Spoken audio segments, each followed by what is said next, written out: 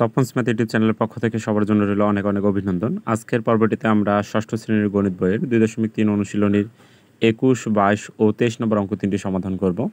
তো প্রথমে আমরা 21 নম্বর অঙ্কের মাধ্যমেই শুরু করি।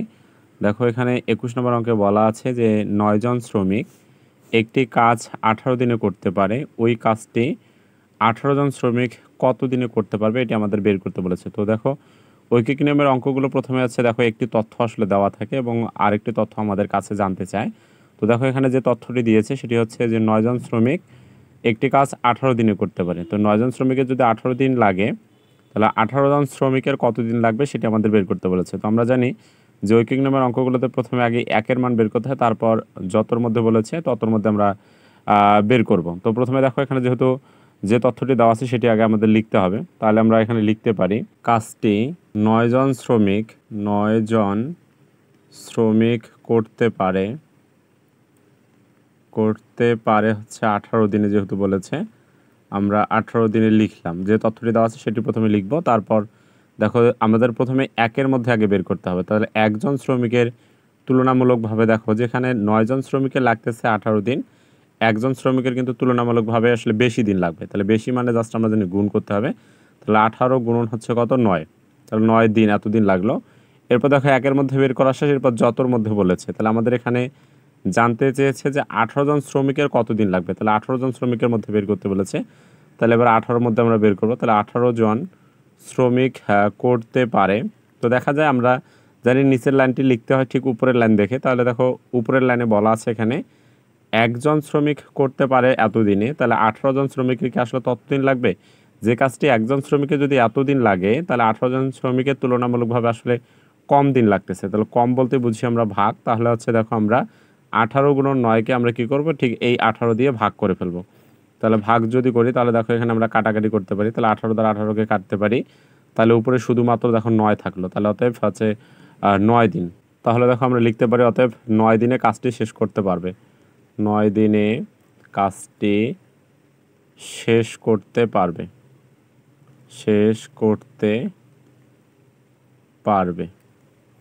এরপর আমরা 22 নম্বর অঙ্কটিতে যাব। তাহলে দেখো এখানে 22 নম্বর অঙ্কে বলা আছে যে একটি বাঁধ তৈরি করতে 360 জন শ্রমিকের 25 দিন সময় লাগে। 18 দিনে বাঁধটির কাজ শেষ করতে হলে কতজন অতিরিক্ত শ্রমিক লাগবে সেটি আমাদের বের করতে বলেছে। তো দেখাও এখানে যে তথ্যটি দিয়েছে যে 360 জন শ্রমিকের লাগতেছে 25 দিন এবং হচ্ছে 18 দিনে কাজটি শেষ করতে কতজন অতিরিক্ত শ্রমিক লাগবে সেটি আমাদের বের করতে বলেছে। তো যে তথ্যটি দেওয়া আছে সেই তথ্যটি আগে আমরা প্রথমে লিখব এবং লেখার যে নিয়মটি আমাদের যা চাবে সেই সংখ্যাটি আসলে ডান দিকে থাকবে এবং বাকিটি আসলে বাম দিকে রাখতে হবে। তাহলে এখানে দেখো জানতে চেয়েছে যে শ্রমিকটা জানতে চেয়েছে, তাহলে শ্রমিক বলতে 360, এই 360কে আমরা তাহলে ডানে রাখবো এবং দিনের সংখ্যাটাকে আমরা ঠিক বামে রাখবো। রাখার পরে আমরা একের মধ্যে বের করব, তারপর যতর মধ্যে বলছে ততর মধ্যে আমরা বের করে সমাধান করব। তাহলে লিখতে পারি একটি বাঁধ তৈরি করতে 25 দিন সময় লাগে 360 জন শ্রমিকের। এরপর দেখো আমাদের যেহেতু একের মধ্যে আগে বের করতে হবে, তাহলে একদিন সময় লাগবে তুলনামূলকভাবে। দেখো যে 25 দিন সময় লাগতেছে 360 জন শ্রমিকের, তাহলে একদিনে যেহেতু কাজটা শেষ করবে তাহলে একদিনে কিন্তু আসলে তুলনামূলকভাবে বেশি শ্রমিক লাগবে। তাহলে বেশি বলতে গুণ, তাহলে 360কে আমরা গুণ করব ঠিক 25 দ্বারা, তাহলে 25 জন শ্রমিকের। এরপর দেখো একের মধ্যে বের করা শেষ, তারপর যতর মধ্যে বের করতে বলেছে ততর মধ্যে এবার বের করবো। তাহলে এখানে দেখো যে 18-র মধ্যে বের করতে বলছে, অর্থাৎ 18 দিনে কতজন শ্রমিক লাগবে সেটি আমাদের বের করতে হবে। তাহলে লিখতে পারি 18 দিন সময় লাগবে। তাহলে একদিন যদি সময় লাগে ঠিক এতজন শ্রমিকের, 18 দিনে কিন্তু হচ্ছে তুলনামূলকভাবে কমজন শ্রমিক লাগবে। তাহলে কম বলতে বুঝি ভাগ। তাহলে আমরা 360 গুণ 25কে আমরা ভাগ করবো এখানে ঠিক 18 দ্বারা। তারপর আসলে এতজন শ্রমিকের। এবার যদি আমরা এখানে কাটাকাটি করি তাহলে 18 দ্বারা দেখো 36কে কাটতে পারি, তাহলে 2 হয় এবং এই শূন্যটি ঠিক এখানে বসাই দিলাম এবং নিচে আর কেউ থাকলো না। তাহলে যে উপরে যদি আমরা এবার গুণ করি তাহলে 20 আর 25 যদি গুণ করি তাহলে 25 দুগুণে 50 আর একটা শূন্য থাকলো, তাহলে হয়ে যাচ্ছে কত, 500 জন শ্রমিক। তো আমাদের উত্তরটা কিন্তু জানতে চায়নি যে 18 দিনে কতজন শ্রমিক লাগবে সেটি জানতে চায়নি। দেখো এখানে জানতে চেয়েছে অতিরিক্ত কতজন শ্রমিক লাগবে। তাহলে যেহেতু তাদের 360 জন শ্রমিক এখানে আছেই, তাহলে অতিরিক্ত শ্রমিক আসলে কতজন লাগবে, আমরা এই 500 থেকে যদি 360 জন শ্রমিক বাদ দিলে আমাদের অতিরিক্ত শ্রমিকটা কিন্তু আমরা পেয়ে যাচ্ছি। তাহলে লিখতে পারি অতিরিক্ত শ্রমিক অতিরিক্ত শ্রমিক, তাহলে 500 জন থেকে যেহেতু তাদের 360 জন আছে, 360 জন আমরা বাদ দিয়ে দিচ্ছি। বাদ দিলে আমরা এখানে পেয়ে যাচ্ছে কত, 140 জন। তাহলে আমাদের কাঙ্ক্ষিত যে উত্তরটি, অতএব অতিরিক্ত শ্রমিক 140 জন। অতিরিক্ত শ্রমিক 140 জন। দেখো অঙ্কটা কিন্তু অনেক সহজ ছিল এবং ঠিক পূর্বের 21 নম্বর অঙ্কটার মতোই আসলে।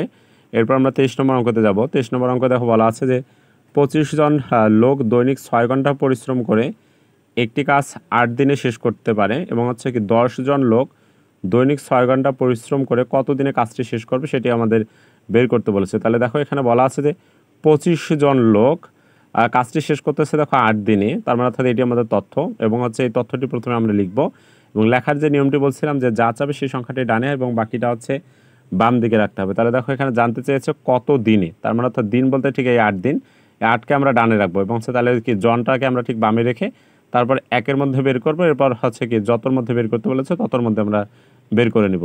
তাহলে লিখতে পারি দৈনিক 6 ঘন্টা, দৈনিক 6 ঘন্টা পরিশ্রম করে 25 জন লোক কাজটি শেষ করে 8 দিনে। 25 জন লোক কাজটি শেষ করে